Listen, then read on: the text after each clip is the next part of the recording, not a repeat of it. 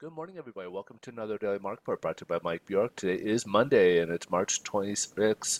Hope you guys had a wonderful weekend here, and happy Monday. Hey, we have no economic news scheduled for the day.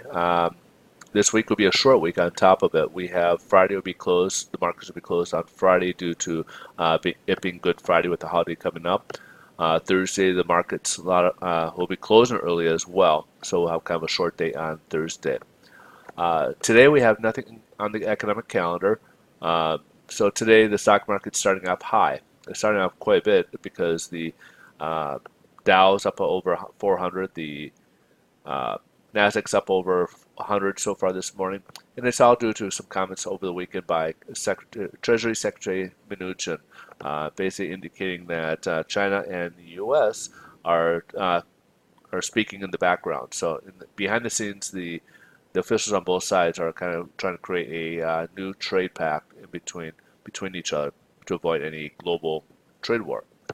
So what's happening? So as you probably know from last week or so, actually a little longer, but with the announcements of these tariffs from President Trump, is creating, of course, retaliatory trade tariffs from other countries as well. So to avoid these conflicts of these trade wars, they're sitting down behind the scenes and they're hopefully nailing out some type of agreement.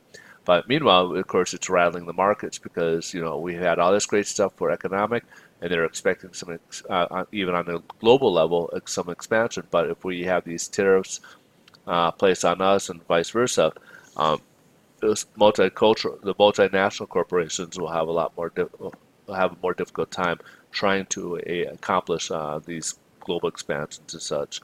So, of course, the markets are being reacting negatively towards it. So let's see how this is affecting the bond market today. The bond market is it was down. It started the day down worse. It was down about 9 basis points earlier today. Since it's kind of worked its way up, right now we're about 2 basis points down, about 2 basis points from when we left off on Friday. So we're fighting this on a 25-day moving average right now, and that's what's kind of putting the lid. So if you can kind of see here, it has been a pretty tough ceiling, and it's pretty much kept us below at bay. A few times we've kind of just edged above it, but nothing convincing. We had some hope on Thursday, but unfortunately pulled back and just settled. So as you can see, it just kind of everything. It's been pretty much keeping a lid on mortgage-backed securities, in turn helping us get lower rates here. So if we can break above it and stay above it, then you'll see rates improve a little bit more here.